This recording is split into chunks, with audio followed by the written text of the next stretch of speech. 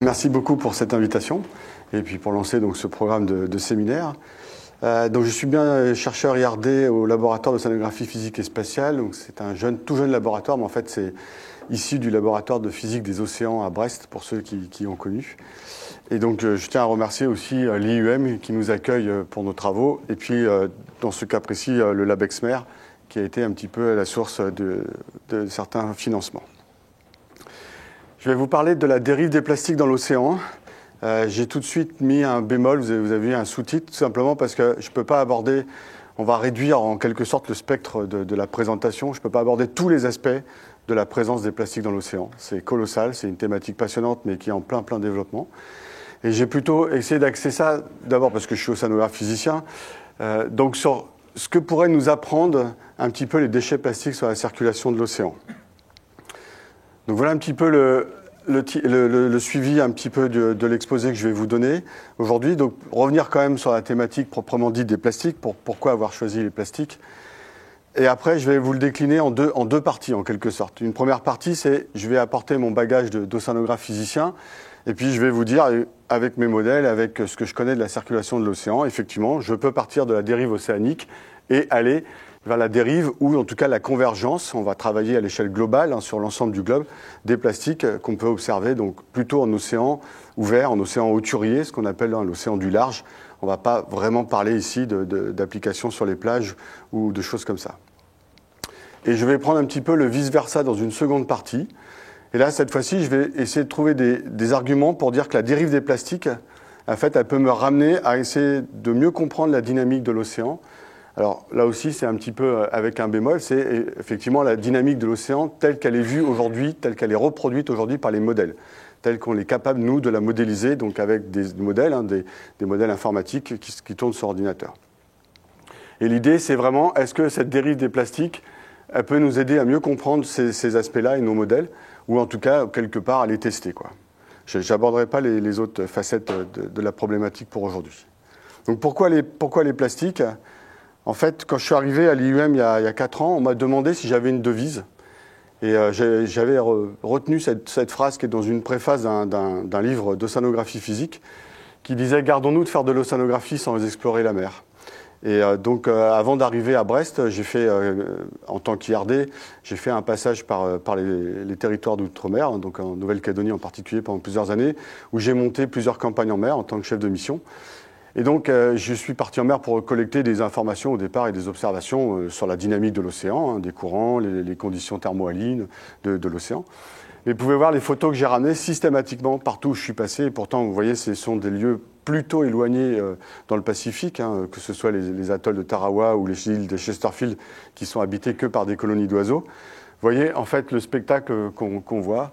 Donc c'est vraiment une thématique qui a vraiment surgi lors des campagnes et qui est restée un petit peu ancrée en background en quelque sorte, et puis qui est venue au fur et à mesure s'imposer pour dire il faut essayer de regarder quelque chose dans cette thématique.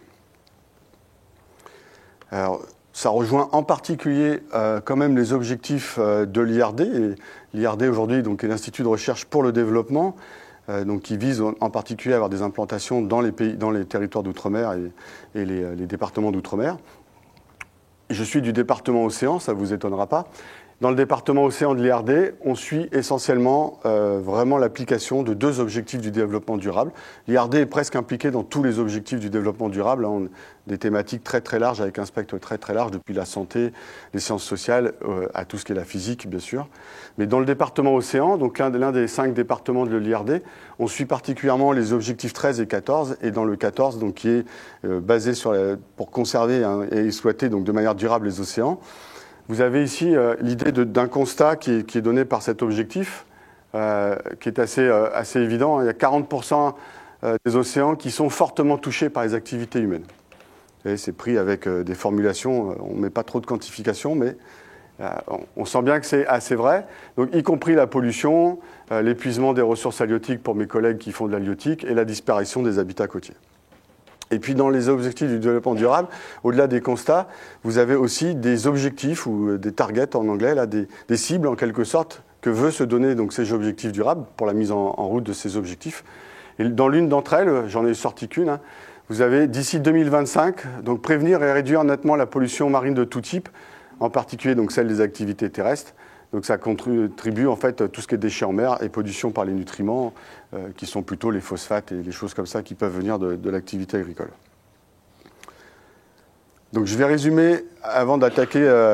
Je ne vais pas passer en revue la guerre des chiffres sur les plastiques. Vous avez des dizaines de sites sur Internet qui ramènent toutes sortes de chiffres.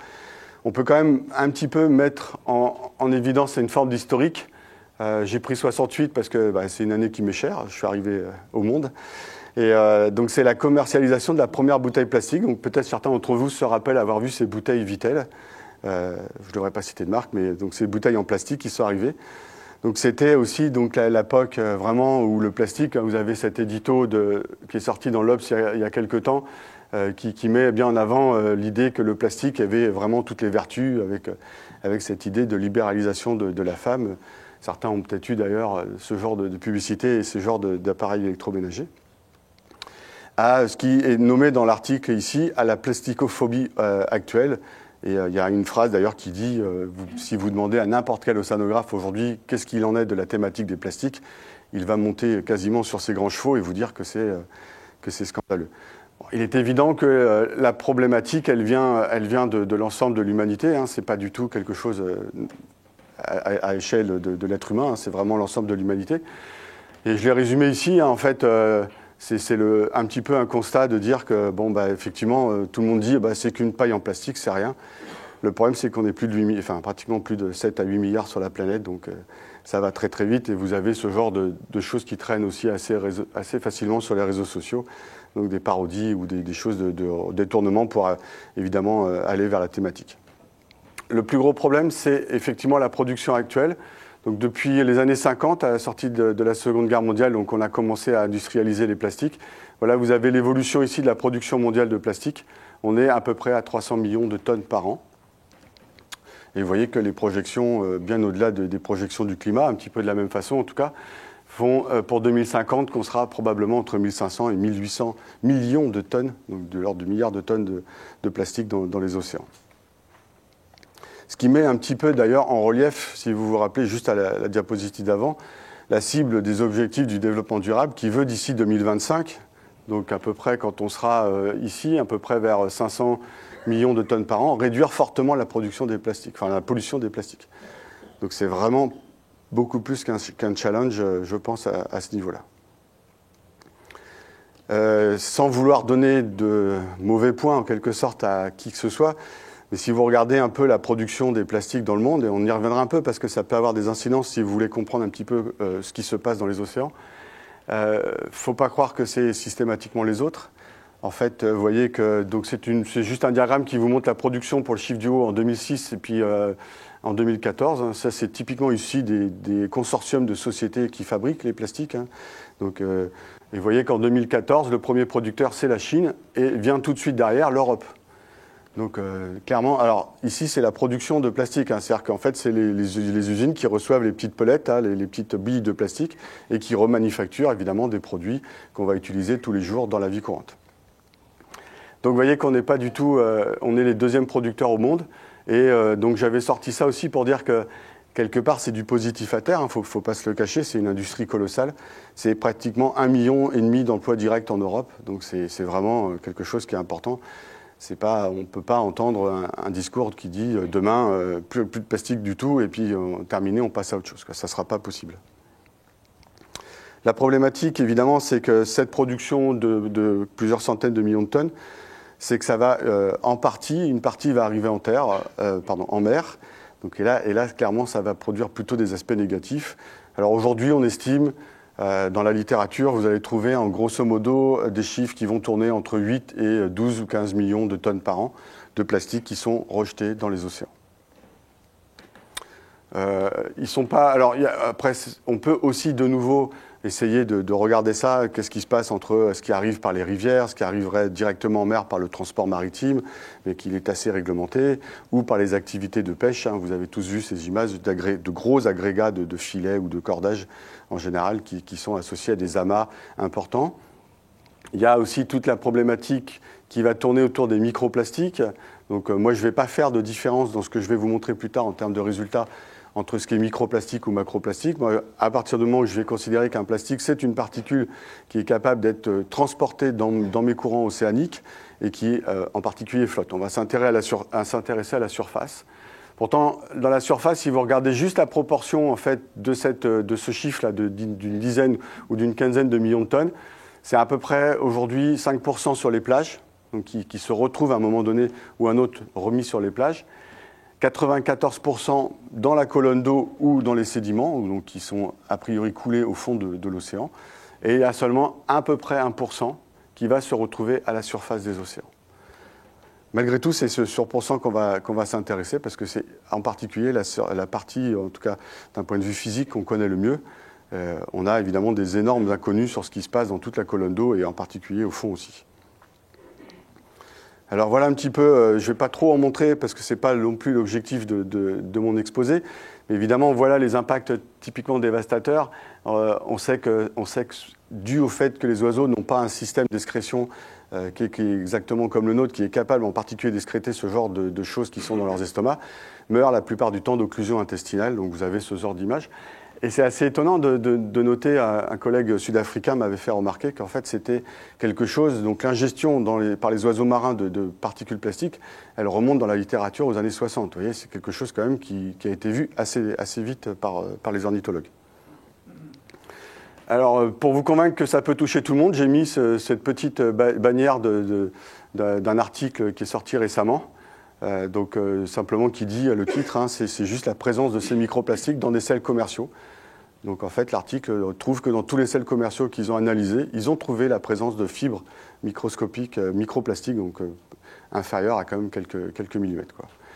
Et l'image la plus terrible, je pense que c'est celle-là, c'est la dernière qui est sortie d'un article de collègues japonais, tout récent, et qui est un trait de chalut qu'ils ont fait dans une fosse qui est au large du Japon, un petit peu au large de l'île d'Hokkaido, qui s'appelle la fosse de Krill. Vous voyez, par 7150 mètres de fond, un chalut de 60 cm, hein, donc ça devait être vraiment certainement des gens qui étudient les espèces profondes, en fait, très très profondes.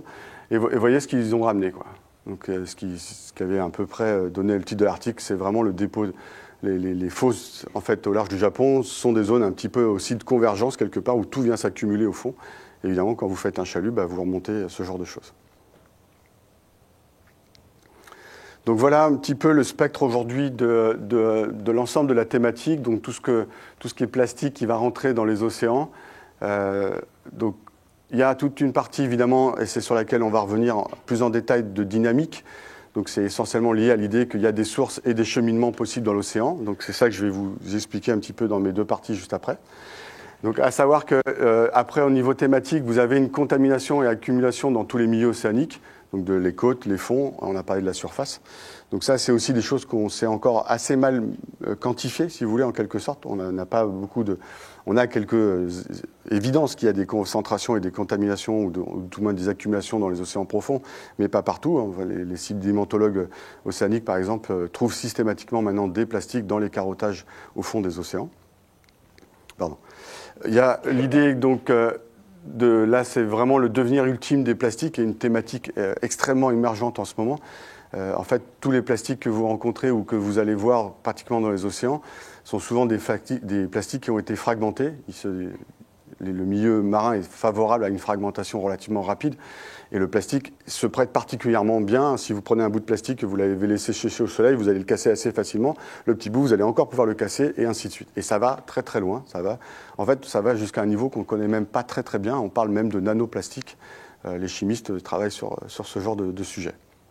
Et puis à la fin, bien évidemment, les deux facteurs, en fait, du moins les deux activités, les deux thématiques qui sont les plus voyantes en quelque sorte à l'échelle humaine, c'est bien évidemment donc l'impact sur la biologie et les organismes marins, y compris les très grands organismes marins. On a parlé un petit peu des oiseaux, mais tous les mammifères marins ou les grands poissons sont touchés par des possibles étranglements en fait, hein, de plastique ou d'objets qui sont liés à la pêche ou de plastique, toutes sortes d'images que vous pouvez voir aussi sur Internet. Et puis évidemment, c'est arrivé assez récemment, un petit peu plus récemment, je dirais depuis une vingtaine d'années, sur le risque sociétal, avec évidemment la question de savoir si ça va toucher la santé humaine et les économies. Et là, vous avez tout un tas de bannières d'articles hein, qui sont déposées. L'une, par exemple, que j'avais trouvée intéressante, c'était est-ce qu'il fallait mettre en place un protocole de type Montréal. Peut-être je peux rappeler que le protocole de Montréal, c'est le protocole qui a banni les gaz, les CFC, donc les chlorofluorocarbonés qui étaient dans les aérosols et qui a permis de reboucher en partie le trou d'ozone en Antarctique. Quand même à savoir qu'à l'époque, quand le protocole de Montréal a été mis en place, en fait, on m'a expliqué que ça intéressait quand même beaucoup les industriels, en fait, de mettre de côté les CFC pour passer à autre chose. La problématique des plastiques, elle est éminemment beaucoup plus complexe, puisqu'on ne sait même pas, en fait, les producteurs de plastique au monde, bien sûr, ne donnent pas la composition précise de leur plastique. Enfin, vous voyez, il y a quand même des gens qui se posent des questions de ce type-là, avec évidemment aussi, on le verra, quelque chose qui est lié à la gouvernance, puisque typiquement dans l'océan hauturier, dans l'océan du large, les zones de convergence, elles vont pratiquement arriver dans des zones qui sont pas des eaux, qui sont des eaux internationales, donc qui ne sont pas des eaux qui appartiennent à un pays en particulier.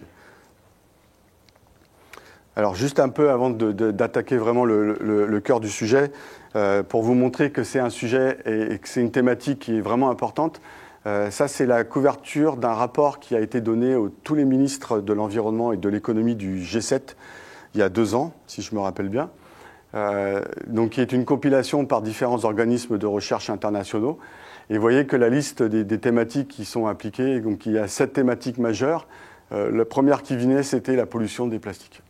Donc c'est vraiment un sujet qui a été fortement reconnu par la communauté océanographique et scientifique.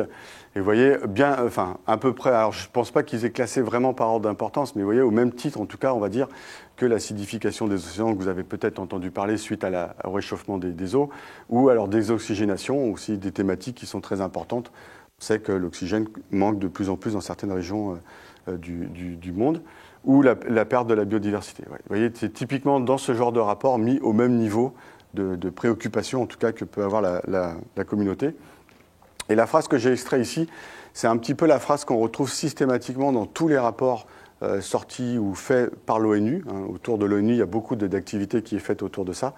Et vous avez systématiquement, en général, un espèce d'état des lieux qui dit clairement que notre connaissance sur la distribution, les cheminements et les impacts de ces plastiques, ou en tout cas des débris marins en général, sont assez peu connus. Donc il manque vraiment des informations. Et on peut les croire parce que voilà un petit peu l'état des lieux de notre connaissance sur la concentration des plastiques. Alors là, ça serait plutôt des microplastiques, je pense, dans les océans. Alors pourquoi j'ai mis cette carte-là, donc pour vous montrer en fait que ce sont des observations qui sont faites par des bateaux à partir de navires avec des filets qu'on appelle des filets manta. Donc vous voyez en fait un manta, il y a deux volets qui stabilisent le filet. Le filet doit collecter ce qui se trouve à la surface de l'océan, vraiment entre la mer et l'air. Donc c'est les deux stabilisateurs qui permettent de faire ça sur une certaine distance, ou en tout cas sur une certaine surface, ce qui permet de comparer l'ensemble des résultats. Et ça, c'est typiquement ce qui est fait aujourd'hui, ou ce qui a été fait quand même par le passé, par plusieurs expéditions océanographiques, voire d'associations d'ailleurs, qui ont fait le tour du monde. Et là, je vous montre le résultat de l'expédition Malaspina, donc des Espagnols, qui a fait à peu près un tour du monde et qui a rajouté quelques données, typiquement ici dans le Pacifique, et qui vous montre cette concentration de plastique. Donc vous voyez, on est en grammes par kilomètre carré, donc avec des couleurs froides pour les petites concentrations, et puis vous allez vers les points rouges pour des concentrations de l'ordre du kilo à 2,5 kg.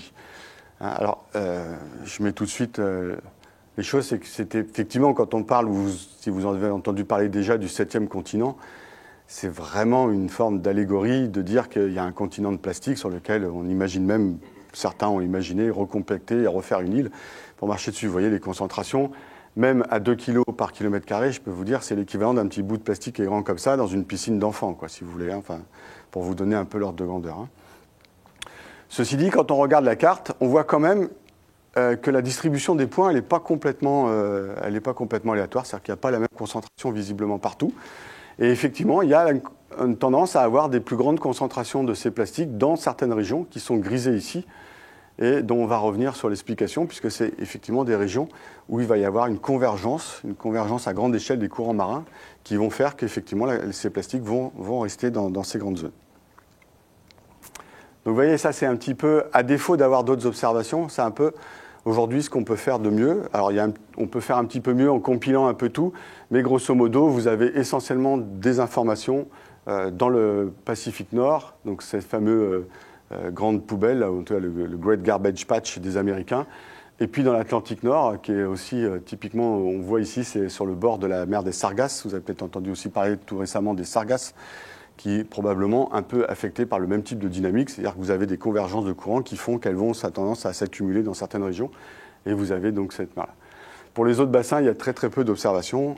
Typiquement, il y a, vous voyez, un passage ou deux dans les autres bassins. Là, on manque cruellement d'informations dans l'Indien Sud, où on a des très très grosses interrogations. Donc voilà un petit peu le contexte général des plastiques. Et donc l'idée, quand j'ai commencé ce travail, c'était de me dire, bon, je vais pouvoir apporter des éléments de réponse à ces concentrations, expliquer pourquoi ça vient se faire comme ça, et peut-être ça pourrait apporter des éléments de réponse pour envisager des solutions. Donc l'idée, c'est bien de partir de ce qu'on connaît de la dérive océanique, et puis de voir comment ça peut expliquer cette dérive des plastiques. Alors pour ça, il me faut des observations de courant. On va faire, on va dire presque de la mécanique du point simple. C'est-à-dire qu'il faut imaginer que je veux avoir. L'idée, c'est de suivre de façon ce qu'on appelle lagrangienne. C'est-à-dire que je suis un point dans un milieu fluide dans lequel je vais me déplacer par la force des courants. Donc il faut que je puisse suivre en fait ces informations. Ce qui veut dire que j'ai besoin d'observations de courant à la surface. Et là, effectivement, on est un petit peu vite calé, puisqu'il y a. Ce n'est pas une mesure facile, même depuis l'espace. Il ne faut pas imaginer, on fait des approximations, on arrive à avoir des estimations des courants, mais ce n'est pas une mesure absolue, et en tout cas pas une mesure directe des courants. Ça sera pour un peu plus tard, je vous montrerai à la fin. Donc on a fait une solution, c'est d'aller vers les modèles. Donc les modèles, c'est effectivement de mettre sous forme d'équations mathématiques, de prendre un ordinateur, de résoudre et d'avoir une estimation des courants à la fin. Donc c'est un tout petit peu ce que j'ai résumé là, pour ne pas marquer trop d'équations, mais en fait ça s'apparente à faire de la mécanique des fluides, bien sûr, et puis avec des codes numériques. Et on fait ce qu'on appelle une analyse eulérienne, c'est-à-dire qu'on va découper l'océan dans des petites boîtes, là, vous voyez, avec ce grillage-là. Et puis, à l'intersection de toutes les boîtes, je vais calculer l'évolution des paramètres principaux de l'océan et avoir une estimation des courants. Une fois que j'ai ce champ de courant, je peux repasser dans ma deuxième vision, qui est un peu la vision lagrangienne des choses, c'est-à-dire que je vais suivre cette fois-ci les lignes de courant, c'est-à-dire que je vais remodéliser en mettant une particule dans ce champ de courant et puis regarder comment elle se déplace dans ce champ de courant. Et là, on va arriver typiquement à faire des études académiques dans un premier temps, c'est-à-dire qu'à l'instant initial, je vais mettre des particules partout sur ma grille, donc une particule partout sur les points de grille, et puis l'idée c'est de regarder comment ça va se propager et comment ça va se répartir avec le temps. Que je trouve la barre. Donc là c'est juste l'étape après, ça va assez vite au début, mais ça va tourner un peu, on va voir les autres bassins, donc vous allez revoir. Donc ce qu'on voit très vite, c'est qu'effectivement, il faut à peine quelques années pour l'ensemble des particules, là on est typiquement sur l'Atlantique Nord et Sud, pour venir se converger. Vous voyez, ça, là on va repartir, donc ça repart de partout, et puis très vite, ça se met à converger. Donc en fait, on voit ici, dans le Pacifique Nord, là c'est les îles Hawaï, ici, là, et puis le Pacifique Sud. Ce que vous voyez aussi très bien, c'est que ce n'est pas du tout quelque chose qui vient s'accumuler et qui ne bouge plus. Vous voyez qu'en fait, il y a des espèces de panaches, de filaments qui sortent de cette structure, même si globalement, il y a une structure qui s'est mise à converger vers une seule région de l'océan. Ça bouge beaucoup dans tous les sens. Et ça, en fait, c'est l'activité des tourbillons dans l'océan. Vous avez exactement dans l'océan, comme dans l'atmosphère, des structures, ce qu'on appelle de mésoéchelles, de l'ordre de la centaine ou plusieurs centaines de kilomètres, qui sont des gros tourbillons qui se déplacent et qui, évidemment, trimballent les particules dans tous les sens. Hop. Et on voit très très bien donc, ce genre de filaments ici se dépêcher. On voit aussi, donc là vous avez les points bleus qui sont les centres de masse de ces particules, qui eux sont plutôt stables dans l'Atlantique Nord et Sud. Et vous allez voir dans le Pacifique Sud, regardez bien, en fait il y a des mouvements assez importants de ce point qui se déplacent. Et vous voyez, des fois il y a des espèces de grands panaches qui se déversent en quelque sorte sur les îles d'Hawaï. Et donc ça, c'est lié à l'activité plutôt grande échelle. Il y a de la variabilité basse fréquence dans le système climatique océan-atmosphère et donc des vents qui font que les zones de convergence se déplacent sur plusieurs centaines de kilomètres, elles aussi. Donc voilà un petit peu la concentration des plastiques, enfin en tout cas, pardon, c'est malheureux, la concentration des particules que j'ai mis dans mon modèle, comment elle se passe après une vingtaine d'années, ou là, il y a 23 ans ou 29 ans de simulation. Et puis, je vous ai remis la carte ici, donc pour vous montrer qu'en fait, ces zones ici où ça s'est bien concentré, c'est exactement les zones grisées que vous voyez ici, qui sont effectivement les zones qui étaient la convergence donc, majeure qui va s'appliquer à l'échelle des bassins, et donc venir en même temps, on peut l'imaginer, faire converger les plastiques dans ces zones-là. Donc on explique assez bien à l'ordre zéro, en fait, la présence de ces concentrations de plastique avec la présence, en tout cas, de cette dynamique de convergence et de méso-échelle. Alors, juste un petit point pour vous montrer que cette étude, même si elles sont simples quelque part, elles sont relativement simples, elles montrent encore quand même des résultats nouveaux. Typiquement, c'est avec ce modèle qu'on a pu mettre en évidence une connexion entre la zone de l'Indien Sud et la zone du Pacifique Sud. Vous voyez, à travers, même après 29 ans, il y a toujours une concentration non négligeable, en tout cas qui est visible et observable dans le modèle, qui connecte ces deux zones-là. Et comment on a fait pour en être sûr? C'est qu'on a regardé en fait les particules qui sont dans la boîte grise ici dans le Pacifique Sud. En fait, on a regardé, si vous voulez, en remontant le temps, en faisant à rebours, la même intégration mais à rebours pour ces particules, et on regarde d'où elles viennent. Donc quelques années avant la fin de l'expérience, elles sont que dans le Pacifique, et si vous remontez assez longtemps, vous voyez qu'il y en a quelques-unes qui commencent à venir de l'océan sud de l'Australie, et puis de l'océan Indien Sud ici, qui ont convergé avant de passer dans cette boîte-là. Et si vous regardez au tout début, vous avez une idée de ce qu'on appelle le bassin d'attraction. C'est en fait cette zone de convergence attire pratiquement toutes les particules du Pacifique Sud à elle, puisqu'en fait, au départ de la simulation, vous voyez que tout l'ensemble des particules du Pacifique Sud vont venir converger dans cette boîte-là, quoi. Alors, il y a un résultat majeur qui est sorti de cette étude, quelque part, c'est que pour comprendre, en fait, vous voyez, il y a une première forme de convergence avant d'aller vers... donc si je remonte le temps plutôt dans ce sens-là, je pars d'ici, donc les particules, il n'y en a pas beaucoup, puis elles se mettent à se concentrer et à converger dans cette zone-là, avant de partir et de finir dans le Pacifique Sud. Ce qui veut dire qu'on a besoin d'avoir l'ensemble de l'historique des courants marins si on veut comprendre l'évolution et le cheminement complet des particules à l'échelle du bassin. Typiquement, on ne peut pas se contenter d'avoir un champ courant moyen, qui serait une moyenne annuelle, par exemple, si vous voulez, en quelque sorte, qui serait les courants moyens ou le courant des cartes des navigateurs, par exemple, hein, des choses comme ça. Ça ne va pas suffire pour comprendre la dynamique des plastiques, ou en tout cas des particules qui flottent à la surface de l'océan. Alors, la question que je vous avais un petit peu indiquée tout à l'heure, c'est est-ce que c'est immuable, finalement, cette convergence dans les zones? Donc là, on est de nouveau dans le Pacifique Sud. Là, vous avez des vraies observations de ce qu'on appelle les dériveurs de surface, hein, des bouées dérivantes de surface, qui sont mises à l'eau lors des campagnes océanographiques, donc, qui sont pliées ici, puis vous voyez, elles se déplient dans l'océan, une fois dans l'océan, et elles permettent de mesurer les courants à 15 mètres de façon assez importante. On a fait ce genre d'observation depuis assez longtemps maintenant. Et vous avez ici, donc, on a regardé, analysé, en tout cas les collègues qui ont fait cette étude ont analysé les trajectoires de ces bouées dérivantes qui sont venues converger dans cette boîte blanche. Vous voyez, il y en a typiquement qui viennent de l'équateur, parce qu'en fait l'équateur est très divergent, et puis elles viennent converger, ou il y en a qui viennent depuis l'Antarctique, hein, le courant antarctique circumpolaire, et puis qui viennent aussi converger. Alors souvent elles font un tour ou deux avant d'aller dans la boîte, mais grosso modo elles sont dans la convergence. Ça, c'est à peu près ce qu'on attendait. Ce qui était très intéressant, c'était de regarder, une fois qu'on regarde les particules, les bouées dérivantes qui sont dans cette boîte-là, quel est leur devenir? Celles qui étaient dans la boîte, finalement, qu'est-ce qu'elles sont devenues? Et vous voyez qu'elles sont restées plus ou moins autour de la boîte, donc ce qui laissait supposer que cette idée de convergence serait quelque chose d'immuable. Ça arrive, et puis une fois que c'est là, ça l'est pour toujours, en quelque sorte. Donc on a voulu tester ça. Et là, on a fait appel à de la modélisation plutôt régionale, parce qu'on a été à des très très fines gécelles de l'ordre du kilomètre. Et ce qu'on a fait, c'est une étude un petit peu, vous voyez, on a une zone source où on va déployer nos particules, et regarder dans le modèle, et puis typiquement des zones cibles ici, c'est-à-dire qu'en fait, quand une particule qui est ici se déplace et puis tape dans la frontière ici, elle a atteint sa cible, je vais l'enlever de mes calculs, et puis je vais les classer comme ça au fur et à mesure. Et quand on fait ça, si quelque chose comme ça est vérifié, et si la boîte extérieure est assez grande, en fait, je ne devrais pas avoir de connexion possible. Hein, c'est-à-dire qu'en fait, ça voudrait dire simplement que toutes les particules que j'ai mises à l'intérieur de ma petite boîte sont restées dans mon grand domaine.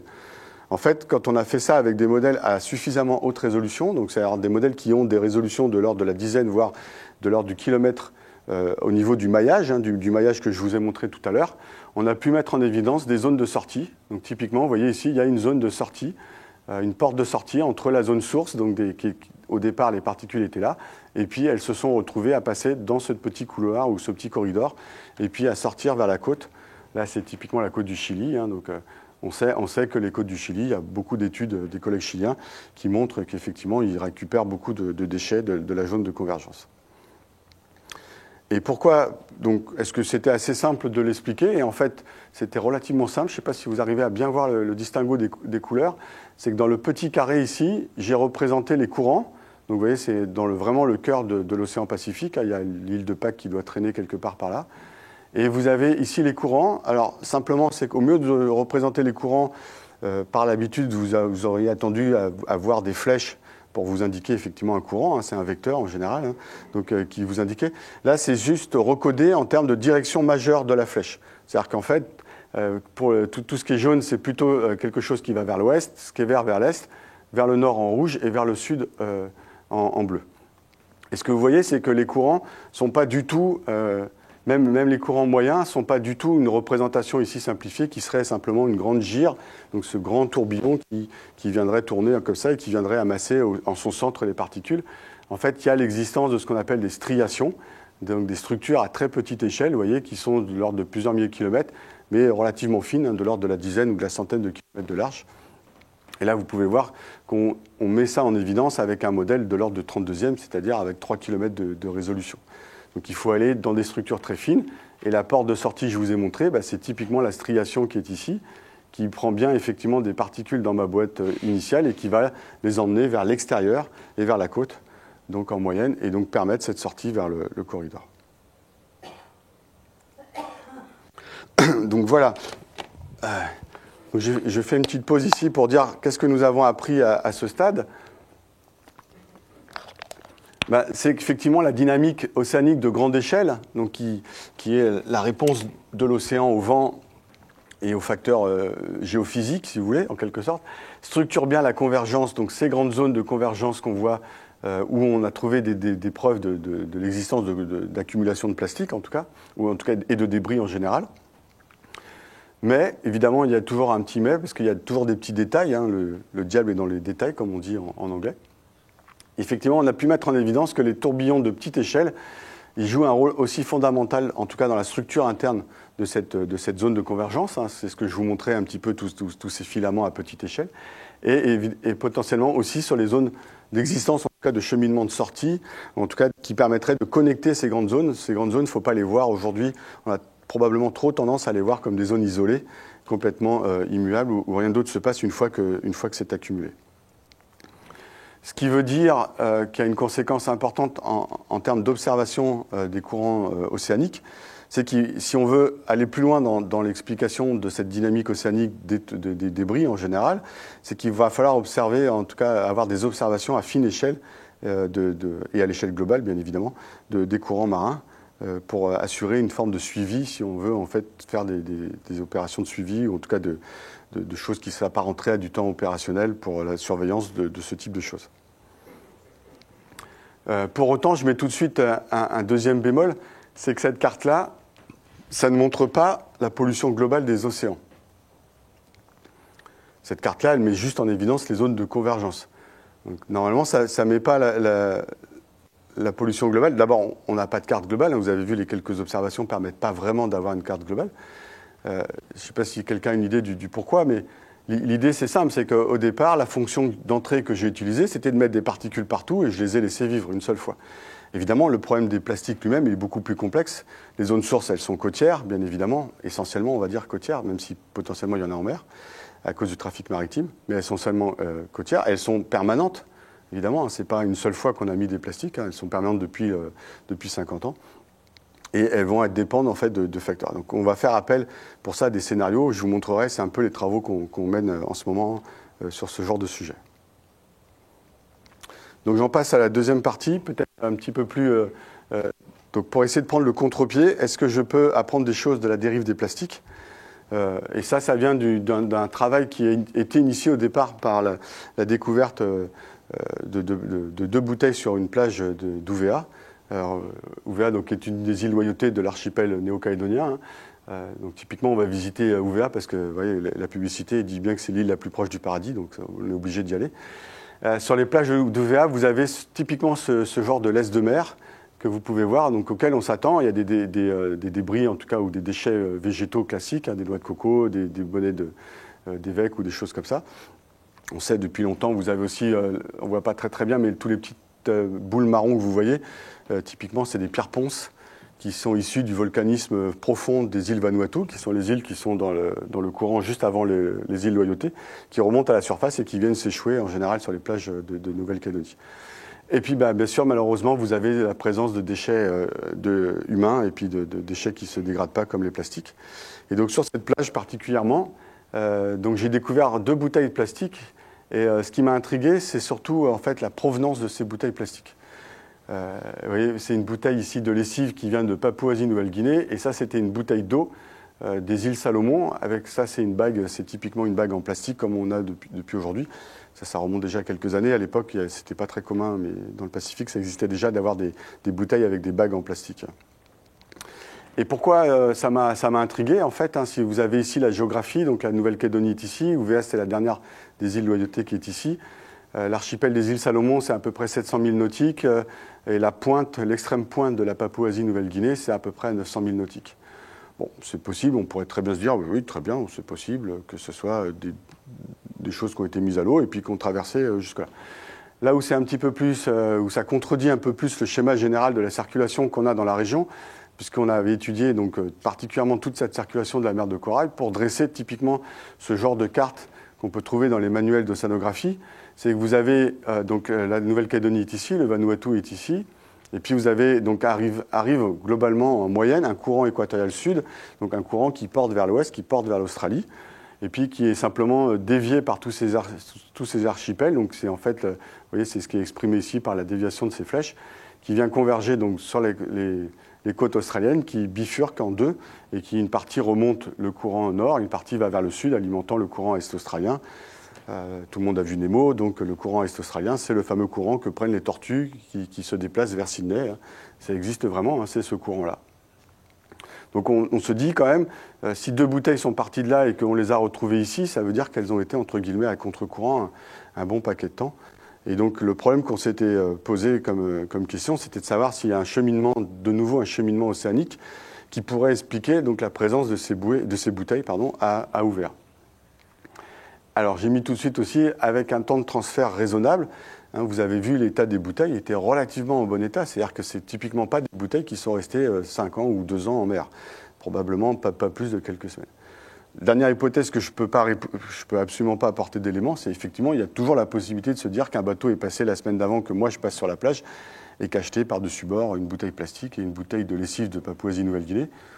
C'est possible, mais je ne peux pas vous l'enlever cette hypothèse, mais quand même c'est peu probable que les gens aient acheté leur lessive en Papouasie-Nouvelle-Guinée.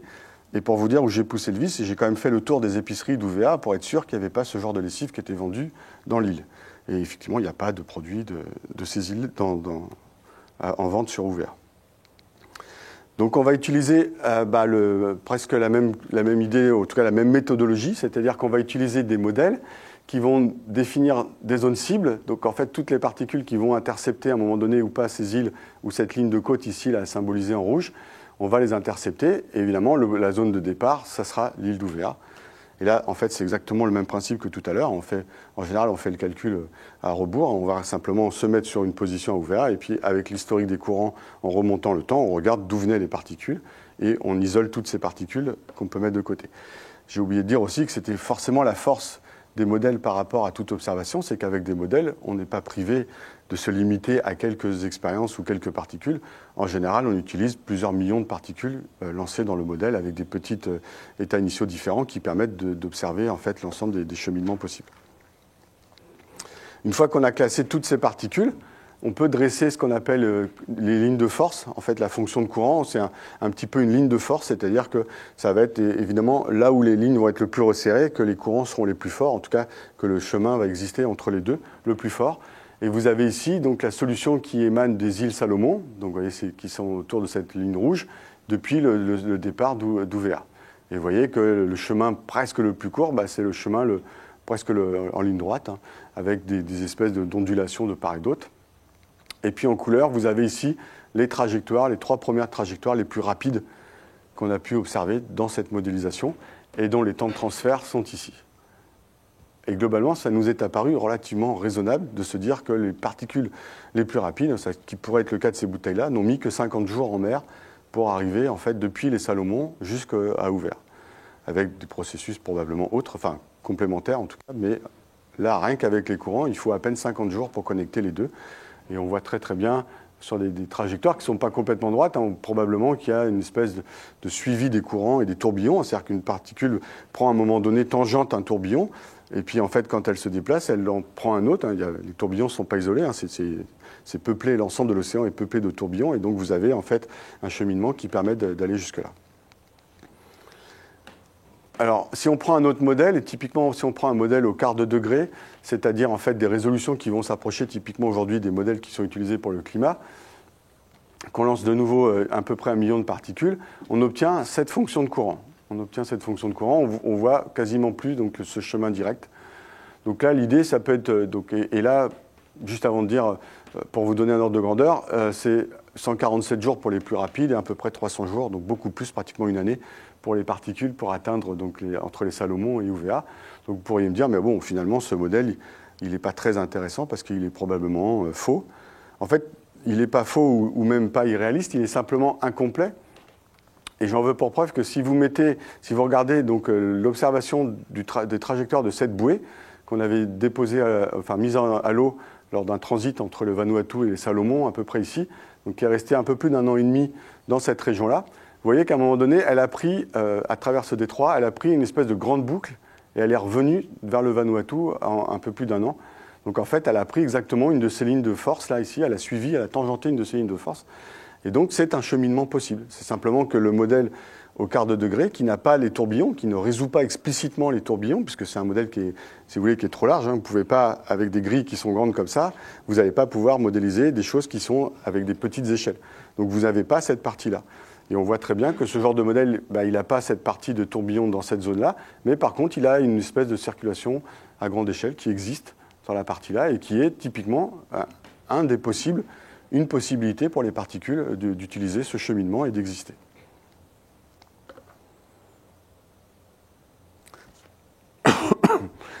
Donc voilà, donc ça c'est un petit peu des exercices simples avec des modèles et puis des outils de suivi lagrangien donc de ces particules. Évidemment, les difficultés vont commencer à grandir quand on va s'attaquer au problème réel. Si on veut estimer aujourd'hui quelle est la concentration des plastiques dans l'océan, vraiment. On espère en fait, hein, l'idée c'est aussi parce qu'on espère à très court terme, peut-être dans quelques années à peine, avoir des missions satellites où on sera capable de mesurer une partie des débris marins depuis l'espace, donc d'avoir des couvertures spatiales beaucoup plus étendues et d'avoir des vraies répétitions et des cartes sur lesquelles on pourra vraiment tester nos modèles à grande échelle. Il y a plusieurs équipes au monde qui travaillent sur ça. Et donc, en attendant, qu'est-ce qu'on peut faire ? Et en fait, les difficultés, vous allez voir, donc c'est pour ça qu'il y a toujours ce petit logo là, c'est qu'elles arrivent très tôt. C'est que donc pour faire un exercice du type réaliste, et bien, effectivement, je ne peux pas mettre des particules partout et dire c'est ça au départ qu'il y avait. Les plastiques qui rentrent dans l'océan, probablement le long des côtes, et il y a des scénarios aujourd'hui d'identification le long des côtes qui prennent en compte des facteurs socio-économiques tels que la densité de population le long des côtes et l'activité économique des pays. Et bon, ce qu'on ne peut pas éventuellement trop bien se rendre compte, mais vous voyez, typiquement dans le sud-est asiatique, toute la côte a des très très grandes concentrations qui vont partir de ces zones-là. Et puis vous avez des zones beaucoup plus désertiques ici, là, au large de l'Afrique, ou aussi dans le désert de Namibie, où il y a effectivement des émissions qui sont beaucoup moindres, et donc là on va mettre beaucoup moins de particules. Bon, ceci dit, aujourd'hui, on a des incertitudes assez importantes sur l'estimation de ces scénarios d'émissions, en tout cas des sources proprement dites des plastiques. Après, évidemment, une fois que c'est dans l'océan, on a toute la difficulté de savoir, donc ce que j'ai essayé un tout petit peu de vous illustrer auparavant, la dispersion et l'accumulation, qui va dépendre de notre connaissance finalement des courants marins. Il y a encore des incertitudes sur pas mal de choses. Mais grosso modo, avec des modèles et probablement des observations qui arriveront aussi dans les prochaines années de courants globaux, on devrait pouvoir améliorer cette partie-là. Et puis donc, il nous faudra des observations pour évaluer donc, ces modèles. Et là, vous voyez la carte des observations globales qu'on a dans l'océan pour les microplastiques. C'est ça-là, donc c'est essentiellement le Pacifique Nord et l'Atlantique Nord, et très très peu dans l'ensemble des autres bassins. Donc avant de passer à la fin, je vous montre, si je trouve la flèche. Donc on a pris le premier scénario que je vous ai montré, hein, donc fonction de la densité de population et de l'activité économique. Et vous voyez, en fait, on voit un tout petit peu là au début, donc toutes les particules sont dans les starting blocks en quelque sorte, et sont près des côtes à partir. On applique ça tous les ans, puisque effectivement, c'est des scénarios sources pour tous les années. La difficulté, c'est aussi, effectivement, on ne peut pas faire ça indéfiniment, parce qu'on sait qu'il y a une partie des plastiques qui ne reste pas à la surface de l'océan. Donc là, on n'a pas d'information, on a choisi une solution extrêmement simple, de dire simplement, on leur donne un temps de vie de 20 ans, et au bout de 20 ans, par un moyen ou par un autre, elles vont disparaître, qu'elles soient remises sur des plages ou qu'elles soient, effectivement, elles changent leur densité, et elles vont couler, et puis partir dans les sédiments. Donc au bout de 20 ans, ces particules vont disparaître. Et là, vous allez voir, la carte, elle est quand même complètement différente. On voit quand même de nouveau le processus que je vous ai montré auparavant, hein, la formation de ces grandes zones d'accumulation, mais on voit aussi typiquement des bassins, notamment le golfe du Bengale, par exemple, ou d'autres bassins d'accumulation comme dans le golfe de Guinée ou éventuellement le golfe de Gascogne, où effectivement les particules, même si elles y passent et elles n'y restent pas, vu qu'il y a des émissions constamment qui viennent alimenter, il y a quand même une forme d'accumulation qui se passe. Donc après, il faut regarder la... Alors vous voyez, on voit très très bien, par exemple, que tout ce qui est dans la bande équatoriale, même si des particules y arrivent un tout petit peu, sont en général très vite expulsées. Là, on voit très bien les particules qui partent des zones indonésiennes ici, qui rentrent dans le Pacifique et qui vont ou vers le nord ou vers le sud. Vous voyez, la solution à la fin, la zone équatoriale en dehors de l'océan Indien est relativement libre de particules, et qu'on retrouve ces 5 principales zones, là où il y a effectivement concentration et assez, enfin on va dire, accord en tout cas qualitatif avec les observations de ces zones-là. Mais bien sûr, il y a plein d'autres zones dans toutes les zones de l'océan où il reste beaucoup de particules, puisque en fait chaque année il y a des particules qui arrivent, que ce soit typiquement aux mers de Japon ou typiquement aussi, vous voyez, à l'échelle du Pacifique Nord. Alors on voit aussi que, lié au fait que la distribution de la population n'est pas la même entre l'hémisphère nord et l'hémisphère sud, évidemment ce sont les 2 zones de convergence de l'hémisphère nord qui sont essentiellement prioritaires. Typiquement le Pacifique Sud, il y a une zone de convergence, mais elle est beaucoup moindre en amplitude, d'abord il faudrait beaucoup plus de temps pour que les particules arrivent, et il y en a beaucoup moins qui sont émises le long des côtes du Pérou, du Chili, ou de l'Amérique du Sud, ou de l'Australie. On a une très très grosse incertitude sur l'océan Indien Sud, où on trouve, l'ensemble des modèles d'ailleurs ne s'accordent pas. On a tendance à trouver des positions de ces zones de convergence qui fluctuent de l'ordre de 20 à 30 degrés en position en longitude, ce qui est quand même pas du tout négligeable. Et on a très très peu d'observations pour savoir, entre guillemets, qui a raison.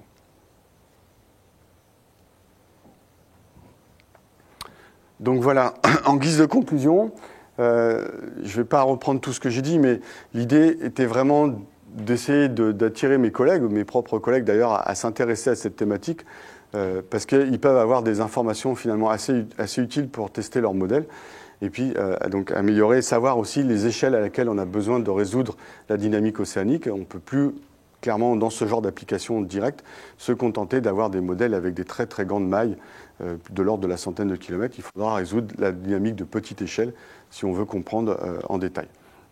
Il est bien évident que le problème majeur, que je vous ai un tout petit peu souligné au départ, ça reste celui de la pollution des océans, et que là, ça nécessitera beaucoup plus d'investigation. En termes de perspectives scientifiques pour la partie physique, donc il nous reste encore à explorer en fait les cheminements possibles des plastiques. Ça s'apparente en fait à la connectivité pour la vie, hein, pour la biologie. Il faudra aussi qu'on détermine le niveau de turbulence qu'on a besoin de reproduire dans nos modèles. Aujourd'hui, vous allez voir dans les perspectives qu'on va s'intéresser de plus en plus à des modèles qui vont avoir des mailles de l'ordre du kilomètre, voire moins. Donc vraiment, c'est important. Et puis, l'impact sur l'ensemble de la colonne d'eau, j'en ai parlé un tout petit peu, mais il est bien évident que la surface, ça ne suffit pas. Il va falloir regarder un jour ou l'autre ce qui se passe dans la colonne d'eau et éventuellement comment ça va au fond. Ça rejoint un petit peu cette illustration là qui avait été faite d'un artiste qui montre bien que la pollution des plastiques dans les océans, ce qui est peut-être possible aussi, qui explique pourquoi ce n'est pas devenu sur le devant de la scène aussi vite que d'autres pollutions, c'est qu'effectivement, une fois que c'est au fond, c'est plus visible par personne, quoi. Donc en termes de perspective, je finirai donc avec ces deux transparents. Demain, c'est échéance de quelques années, on devrait avoir des observations des courants directs depuis l'espace.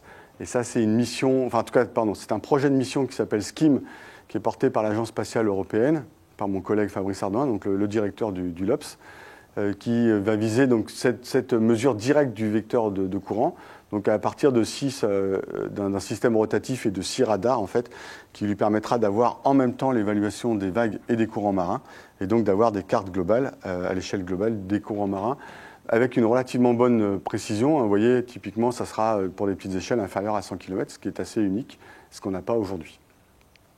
C'est qu'un projet, puisque aujourd'hui ils sont en phase A, donc en phase de dire que le projet est faisable et viable. Donc il y a un simulateur qui existe. Donc vous voyez, typiquement, on fait des études en prenant cette carte comme étant la carte de courant, un système de mesure qui s'apparente à ce que verra le satellite, et puis on reconstruit les courants et on est capable de montrer qu'on a typiquement des assez bonnes reproductions des tourbillons à ces échelles avec des courants très très fins. Ici, c'est le fameux front du Gulf Stream, hein, et puis des tourbillons qui se détachent, vous voyez, typiquement, et qu'on arrive à très très bien reproduire. Enfin, l'espoir, ce sera qu'on arrivera à très bien observer ce genre de structure avec ce type de courant, ce type de mission satellite, pardon. Vous voyez que la sélection, ça ne sera pas avant mi-2019, et au mieux, probablement, pour un lancement dans quelques années pour ce type de mission. Et le deuxième, c'est plutôt une vision un petit peu côté modèle. Je vous ai montré donc des choses plutôt à l'échelle régionale, avec quelque chose qu'on fait avec de l'ordre de 3 à 5, 10 km de résolution. Donc ce fameux, cet espace entre la grille du modèle que j'utilise. Et voilà le genre de projet qui est mis en place ici par un collègue aussi du LOPS, Jonathan Gula, qui permettra d'avoir une estimation donc, de ce qu'on appelle la sous-méso-échelle. C'est en fait en dessous, parce qu'un tourbillon, c'est pas juste le voir comme étant une grosse structure qui tourne. À l'intérieur, ça bouge un petit peu dans tous les sens. Et vous voyez, ce genre de projet, c'est de se modéliser ça sur des ordinateurs avec des échelles de l'ordre du kilomètre, voire un peu moins. Et quand vous regardez un zoom ici, avec cette présence d'un tourbillon, vous voyez que le tourbillon, certes, le cœur, on le distingue très très bien, mais vous voyez qu'aussi tout autour, il y a toutes sortes de filaments, de structures de relativement petite échelle qui sont reproduites dans ce modèle qu'on n'a pas ici à voir. C'est évidemment des moyens de calcul qui sont assez colossaux. Pour vous donner un ordre de grandeur, pour ceux qui connaissent, c'est 2 pétawatts pour le stockage, c'est 15 millions d'heures CPU pour 50 simulations. C'est assez important. C'est 10 000 processeurs sur des machines massivement parallèles, quoi. Voilà. Donc j'en finis ici par remercier l'ensemble de mes collègues qui ont, à un moment donné, ou proches ou lointains, participé donc, à ces études en commun. Et vous voyez un petit peu aussi pour vous dire un peu ce qui va se passer dans les prochains temps. Donc là, il y a ce genre de conférence qui s'intéresse particulièrement à l'impact des microplastiques et notamment à partir des observations sur les plages. Donc c'est un petit peu le complémentaire de ce que moi je peux faire au large. Il y a l'année prochaine, donc il y a une rendez-vous tous les 10 ans des ensembles des océanographes qui se mettent d'accord pour mettre en place des programmes à peu près à l'échelle de 10 ans. Et cette année, donc, il y aura en fait un thème pollution avec des plastiques. Donc on a un groupe de travail qui va s'attacher spécialement à la pollution des plastiques. Et je participe aussi donc, à un groupe de travail pour faire, entre guillemets, la promotion des outils pour tout ce qui est matériel qui flotte à la surface des océans. Voilà, je vous remercie.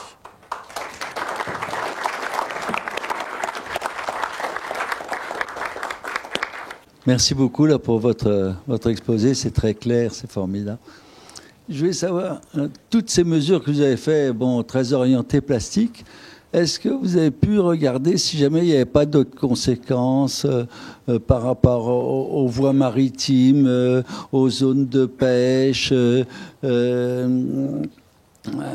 à la remontée de courants marins à certains endroits à la surface qui permettrait d'accroître la capacité des océans à absorber le CO2. Est-ce que, en dehors de votre problématique très plastique et grands courants marins, est-ce que vous avez abordé ces autres thèmes? Alors, il y a deux choses. Dans ce que vous dites, il y a un aspect Effectivement, ça va toucher par exemple la biologie. On sait que les plastiques, c'est un des vecteurs d'alarme les plus importants aujourd'hui tirés par les biologistes. C'est qu'en fait, les plastiques, ce sont des vecteurs de transport super efficaces pour tout ce qui est petites bactéries, virus ou toutes sortes de choses. Donc ça, c'est effectivement une autre possibilité d'étude à travers ça. Sur les courants marins liés à d'autres aspects dynamiques, c'est ça? Là, en fait, ils sont en partie reproduits dans les courants que j'utilise. On voit pas, on pourrait peut-être reprendre l'observation des animations, mais tout ce qui est effectivement dans les zones de résurgence des eaux, qui ont tendance plutôt à partir vers le nord, effectivement, ça a tendance à faire partir les particules aussi. Ouais. Donc ça, c'est déjà pris en compte, en particulier dans ces simulations-là. Ah bon, merci. Oui, vous avez montré une augmentation exponentielle de la production des plastiques. Est-ce que les mesures récentes qui ont été prises dans certains pays pour la diminution de la distribution des sacs plastiques, etc., est-ce qu'on constate une diminution au cours des années des plastiques ou est-ce que ce n'est pas visible? Je n'ai pas encore vu de choses dans la littérature qui font état de ça. Les chiffres que je vous ai donnés, ça vient vraiment de l'industrie. Ils sont particulièrement bien regroupés en consortium. Donc ça vient des gens qui produisent aujourd'hui, quoi. Après, localement, effectivement, on peut se féliciter de l'ensemble des mesures qui visent à réduire l'utilisation des plastiques. Mais je pense que la solution, en particulier, probablement une partie de la solution, viendra du fait qu'il faudra un jour ou l'autre essayer de moins produire. Ça, c'est... Oui, je voulais savoir si c'était possible d'utiliser les balises Argos pour valider votre modèle de convergence des matières plastiques, etc. C'est ce qui est fait, en fait, là, sur les bouées dérivantes que je vous ai montrées. Ce sont des bouées qui émettent, effectivement, qui communiquent par satellite. Et ce sont des bouées Argos. Donc, ça permet, effectivement, d'avoir... Aujourd'hui, on mesure le déplacement de ces bouées toutes les heures. Donc, on a des estimations. Et les zones grisées que je vous ai montrées au début sur la carte, elle est issue de l'ensemble des observations de ces bouées dérivantes qui sont équipées de balises Argos. Ouais. D'accord. Alors, sans parler de la bouteille de Franklin pour la détection du Gulf Stream, il existait dans le programme de seconde de géographie des courants chauds et des courants froids. Ma question a trait à la variable thermique, en fait, qui est liée à la convection terrestre et qui a un effet d'entraînement à long terme et lent, non pas l'effet vent de surface, mais lent sur la dimension 3D, donc des courants tels que l'équipe du professeur Brard au Collège de France le montre. Alors, est-ce que vous pensez un jour... disons, fonctionner en 3D avec une variable thermique ou pas? C'est ça ma question. Oui, l'idée, c'est bien d'aller vers la troisième dimension, la profondeur. Oui. Là, ça va complexifier pas mal le problème. Et on va encore plus se heurter à l'idée qu'on peut lancer des particules. Dans nos modèles, ils vont jusqu'au fond. On peut en lancer sur l'ensemble de la colonne d'eau. On aura encore moins d'observations pour se dire qu'est-ce qui se passe, quoi. C'est ça la grande difficulté, quoi. Donc, mais oui, bien sûr, on compte assez vite. Il y a toute une partie aussi de physique, d'éléments physiques. Là, je vous ai montré essentiellement des résultats liés aux courants marins qui déplacent. Mais dans le cadre d'une étude pratique, par exemple, si j'avais vraiment voulu modéliser le déplacement de mes bouteilles plastiques que j'ai trouvées sur les îles, il aurait fallu prendre en compte l'effet des vagues, il aurait fallu prendre en compte l'effet du vent. Tout ce qui est à la surface de l'océan, en fait, subit toutes ces forces, en quelque sorte. Et là, je vous ai montré qu'une partie... alors, pour le très long terme, on peut penser que c'est la partie qui domine un peu. Par contre, pour les applications très concrètes, de dérive, il faudrait prendre, évidemment, l'effet du vent et des vagues en priorité. Je vais avoir deux questions. La première va un peu rebondir sur la précédente. On parle de nanoplastique. La question, c'est est-ce que vous pensez que c'est de la sédimentation ou de la dilution? Et ce que je pense dans dilution, c'est est-ce qu'un jour, ça deviendra un traceur comme peuvent l'être d'autres traceurs dans l'océan? Donc, est-ce que ça va vraiment chuter ou est-ce que ça va se diluer et ça va tomber dans la circulation thermohaline et dans quelques siècles, on va retrouver finalement ce pic de plastique comme marqueur? Ça, c'était la première question. La deuxième qui n'a rien à voir et qui rebondit un peu sur le sujet du mois prochain, c'est aujourd'hui la circulation, on l'observe principalement grâce aux satellites altimétriques, je pense. Je pense notamment à Jason. le projet SCIM est un projet plus long terme. Est-ce que l'arrivée de Sentinel-6, donc, qui va améliorer l'altimétrie, va améliorer aussi les observations de courant de surface et donc vos prédictions?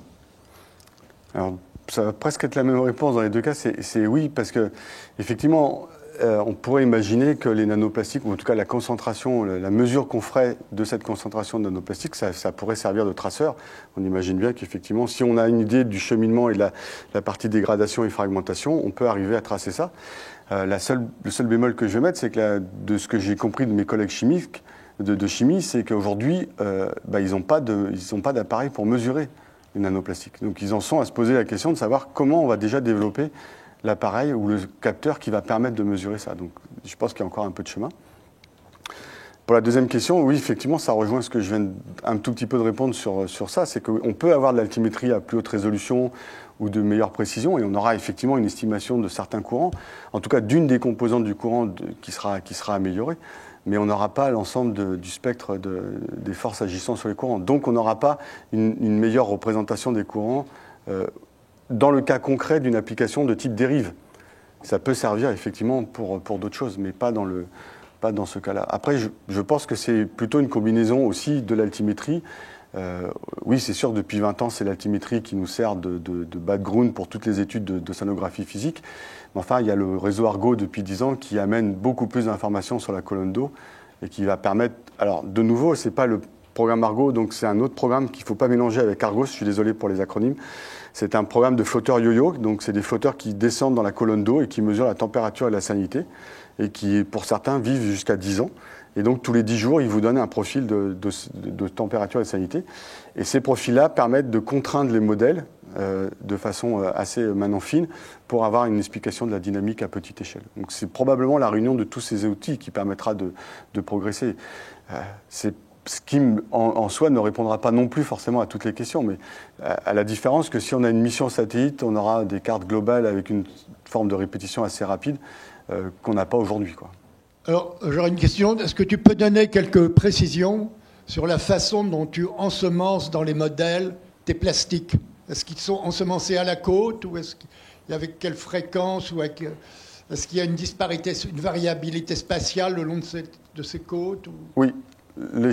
Pour l'explication de l'estimation réelle ou réaliste, là, ce que j'ai appelé le cas réel, c'est effectivement quelque chose qui varie le long des points de la côte. Donc, ils dépendent de la densité de population et de l'activité économique. Il y a des tabulations qui ont été faites de ça. Et nous, on fait une règle de 3 simplement. Et on dit, là où il y avait plus d'activité économique ou de population, on va mettre plus de particules. Et on les met distribuées sur un an. Et on répète tous les ans ce même processus. On n'a pas... Il y a des gens qui regardent pour essayer d'établir des scénarios un petit peu plus réalistes, en tout cas qui dépendraient du temps, effectivement, pour essayer de prendre en compte la montée en puissance de cette production de plastique. On peut imaginer qu'effectivement, dans les années 50, ce n'était pas du tout les mêmes choses. Mais là, il y a quand même des incertitudes colossales sur ce genre de scénario, quoi. C'est un excellent traceur de la circulation, ces plastiques. De surface. De surface, oui. Probablement, oui, probablement. J'avais une question d'ordre physique sur les équations que vous utilisez. Le déplacement en surface, vous mettez vos particules à concentration 1 partout dans les points. Elles vont converger vers des petits rectangles, à peu près 5 ou 6. Donc manifestement, la surface n'est pas conservée. Or, le fluide est incompressible. Où va l'eau ? Les calculs sont pas liés. En fait, dans le modèle physique d'estimation des courants, il y a conservation de la masse, typiquement de l'océan. Ça c'est les équations qui nous disent ça, et ça, c'est respecté quand on fait leur résolution. Dans la dynamique des particules, les particules, on calcule indépendamment chaque particule.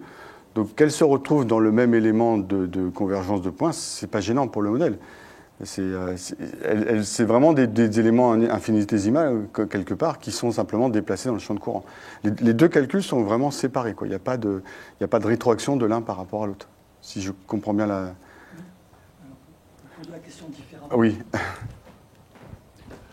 Dans la mesure où vos équations font intervenir de la turbulence et de la diffusion, puisque vous avez striation dans le gire. Comment est-ce que vous opérez vos calculs temps négatif alors que vous avez de la diffusion et de la turbulence? Alors, de nouveau, c'est parce que le calcul de la trajectoire, effectivement, on ne prend pas en compte la diffusion. Là, on fait que de la trajectoire type mécanique du point, simple, c'est ce que je vous disais tout à l'heure. Effectivement, dans un vrai problème de diffusion, mais ça s'apparenterait plus à un problème pour un traceur. Effectivement, quand on met, typiquement, c'est aussi un des traceurs qui avait servi les océanographes, de mettre des CFC, effectivement, ils vont subir aussi la diffusion. Là, je regarde des particules qui se déplacent indépendamment, en fait. Pour ce problème de la diffusion, oui. Si on met une diffusion dans le calcul direct, oui. Il faut aussi mettre une diffusion correspondante dans le calcul à rebours, parce que si on observe un traceur en un point donné, son origine n'est pas uniquement déterminée, et il peut venir d'une région à cause de la diffusion. Et je signale que ce problème a été étudié pour la diffusion de traceurs radioactifs dans l'atmosphère par Frédéric Courdin au laboratoire de météorologie dynamique, et qu'il a écrit un certain nombre 3 ou 4 articles sur cette question. Donc le problème clair. De la diffusion à rebours. On n'a pas pris encore en compte, c'est clair qu'il faudrait le faire. Oui. On connaît Frédéric, il faudra qu'on l'invite au laboratoire. Une petite précision. Du point de vue de la taille, vous avez parlé de nanométrique. Et est-ce que ce que vous avez étudié, c'est quel genre, quelle gamme de taille de particules? Alors, ça peut s'appliquer à, on va dire, toutes les tailles. Moi, je fais juste l'hypothèse, c'est qu'elles restent en surface. Hein, je les ai pas fait dépendre de ça. Donc ça pourrait s'appliquer à toute forme de taille. Ça peut s'appliquer aussi à des macrodéchets. Typiquement, ce qu'on a montré sur les bouteilles, c'était des macrodéchets. Ça pourrait s'appliquer à des microplastiques aussi. Aujourd'hui, il y a des groupes qui s'intéressent à développer une espèce de modèle plastique. C'est-à-dire, effectivement, de dire cette fois-ci, on veut modéliser l'ensemble de ce qui va arriver à un vrai morceau de plastique, en quelque sorte, c'est-à-dire y compris ce que j'ai appelé son devenir ultime, donc tout ce qui est dégradation, fragmentation et tout ça. Et effectivement, d'insérer ça, au même titre que la diffusion, d'insérer ça dans le modèle de dérive, pour dire qu'effectivement, si je veux comprendre la répartition à l'échelle globale à un certain temps, parce que j'ai un scénario qui est effectivement réaliste, il faut prendre en compte tous ces éléments. Ce qui est très très loin de ce que j'ai fait là, effectivement. Ouais. Donc une petite question générale dans l'idée.